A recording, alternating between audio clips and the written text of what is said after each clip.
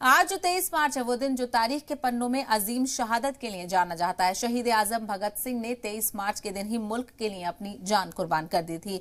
आज पूरा मुल्क शहीद भगत सिंह की कुर्बानियों को याद कर रहा है, उन्हें खराज अकीदत पेश कर रहा है। शहीद भगत सिंह ने शहादत की इबारत लिखी थी, लेकिन आज शहादत की बुनियाद पर सियासत की इमारत खड़ी की जा रही है। खासकर पंजाब में शहीद भगत सिंह को पॉलिटिकल आइकन बनाया गया है। आम आदमी पार्टी की सरकार ने तो 23 मार्च को पंजाब में सरकारी छुट्टी का भी ऐलान कर दिया है।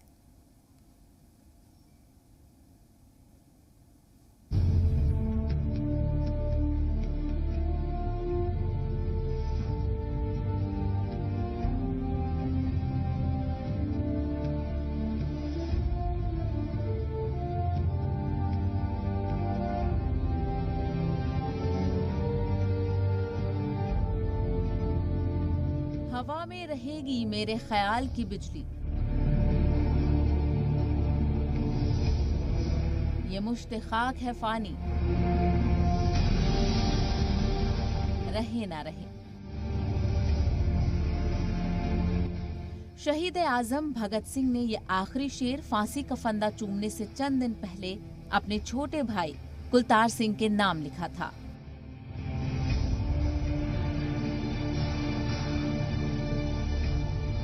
अंतिम भेंट में पिताजी 12 वर्ष के थे तो उनकी आंखों में आंसू आ गए, ये सोच के कि भाई से दोबारा मिलना होगा या नहीं। तो अंतिम पत्र भगत सिंह जी ने उनके नाम लिखा। प्रिय कुलतार, तुम्हारी आंखों में आंसू देख के बहुत दुख हुआ, तुम्हारी बातों में बहुत दर्द था। हौसले से रहना और स्वास्थ्य का ध्यान रखना और शिक्षा ग्रहण करना। और फिर उर्दू में कुछ शेर लिखे। उसे फ़िक्र है हरदम नया तर्ज ज़फ़ा क्या है, हमें शौक़ है देखें सितम की इंतहा क्या है। दहर से क्यों खफा रहें, चरख का क्यों गिला करें, सारा जहां अदू सही औ मुकाबला करें। कोई दम का मेहमा हूँ अहले महफिल, चिरागे सहर हूँ बुझा चाहता हूँ। मैं कुछ क्षणों का मेहमान हूँ और सुबह के उस दीपक की तरह हूँ जो दिन निकलेगा और बुझ जाएगा। मेरी हवा में रहेगी ख्याल की बिजली, ये मुश्ते खाक है फ़ानी रहे ना रहे। ये मानव शरीर तो मुट्ठी भर राख है, रहे या ना रहे कोई फ़र्क नहीं पड़ता, पर मेरे विचार जिंदा रहेंगे और देश की आने वाली पीढ़ियों को प्रेरणा देंगे। शहीद भगत सिंह जिन ख्यालों की बिजली मुल्क की हवा में छोड़ गए थे, वो आजादी के बाद सियासी रैलियों तक ही सिमट गई थी। लेकिन अब पंजाब की सियासत के मरकज में है। सियासत में हर पार्टी को एक आइकन, एक चेहरे की जरूरत होती है और आम आदमी पार्टी को वो चेहरा शहीद भगत सिंह के रूप में मिला। मैं भगवंत मान ईश्वर की सौं चुकदा हाँ कि मैं कानून द्वारा स्थापित भारत के संविधान के प्रति सच्ची श्रद्धा ते निष्ठा रखांगा। पंजाब की सत्ता संभालते ही सीएम भगवंत मान ने पहला काम यही किया। उन्होंने अपने और हुकूमत के सभी दफ्तरों से महात्मा गांधी और दूसरे नेताओं की तस्वीरें हटवा दी। उनकी जगह अब शहीद भगत सिंह और डॉक्टर भीमराव अंबेडकर की तस्वीरें हैं। आम आदमी पार्टी ने पिछले दिनों पंजाब में उन्हें अपने प्रेरणा स्रोत के रूप में दर्शाया है और जो सारे सरकारी दफ्तरों में बजाय मुख्यमंत्री के शहीद आजम भगत सिंह और अंबेडकर की चित्र लगाए जाने का जो निर्णय लिया है वो बिल्कुल सही है।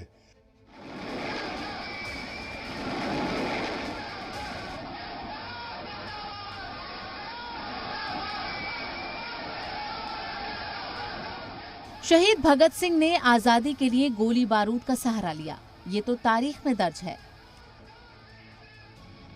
लाला लाजपत राय के कत्ल का बदला लेने के लिए अंग्रेज पुलिस ऑफिसर जॉन सैंडर्स का कत्ल और सेंट्रल असेंबली में बमों के धमाकों के शोर में भगत सिंह के हकीकी ख्यालात जानने और सुनने की कभी कोशिश ही नहीं की गई।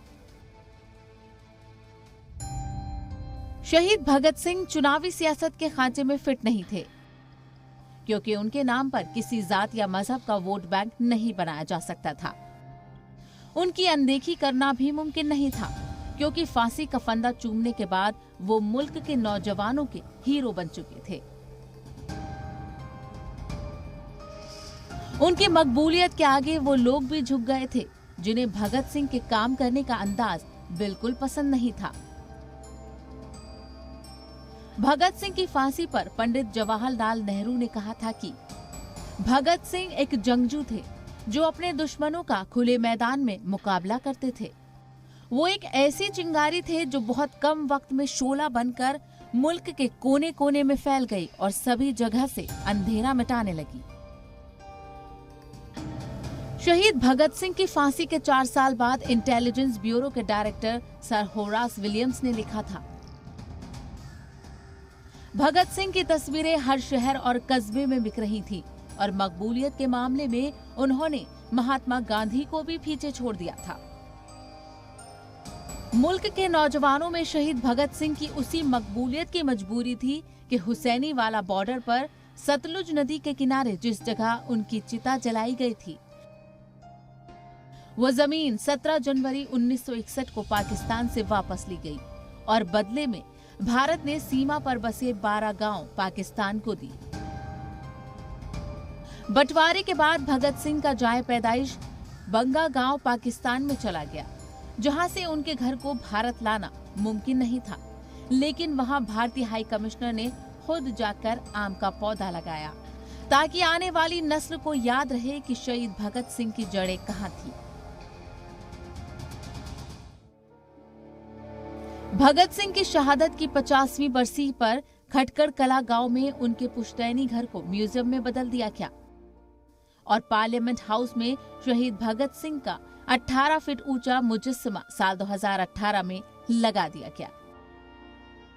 शहीद कोई होता है जो बलिदान देता है, वो किसी आकांक्षा से, अपेक्षा से नहीं देता। तो ये तो देश और देश के रहने वालों को देखना होता है। लोगों के दिलों में बहुत प्यार है। ये ठीक है कि बहुत सारी सरकारों ने उनकी उपेक्षा की। संसद भवन में उनका चित्र लगाने की दशकों तक कोशिश की गई, कि मांग की गई लोगों की तरफ से, लेकिन उसे ठुकराया गया। पर जब उनकी जन्म शताब्दी मनाई गई तो वो मौका आया जब संसद भवन में सरदार भगत सिंह की बड़ी प्रतिमा लगाई गई। लेकिन 100 साल बाद भी किसी पार्टी ने खुद को भगत सिंह का सियासी नजरिए से जोड़ने की हिम्मत नहीं दिखाई। आम आदमी पार्टी ने भी अपनी शुरुआत महात्मा गांधी के नाम पर ही की थी, लेकिन पंजाब में नौजवान वॉलंटियर्स की फौज बनने के बाद उसे समझ में आया कि वो जो सपना लोगों को दिखा रही है, उस पर भरोसा दिलाने के लिए शहीद भगत सिंह से बेहतर आइकन कोई नहीं हो सकता।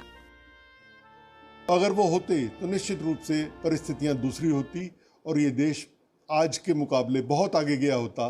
जैसे जापान और जर्मनी अच्छे नेतृत्व की वजह से, अच्छे प्रेरणाओं की वजह से बहुत आगे निकले, हमारा देश भी शायद उस कतार में खड़ा होता। शहीद भगत सिंह ने लिखा था, लिख रहा हूं अंजाम जिसका कल आगाज आएगा, मेरे लहू का हर एक कतरा इनकलाब लाएगा। मैं रहूं या ना रहूं, पर ये वादा है तुमसे मेरा कि मेरे बाद वतन पे मरने वालों का सैलाब आएगा। अब वतन पे मरने वालों का तो पता नहीं, लेकिन शहीद भगत सिंह के नाम पर सियासत में एक सैलाब तो आ ही चुका है। ब्यूरो रिपोर्ट, जी मीडिया।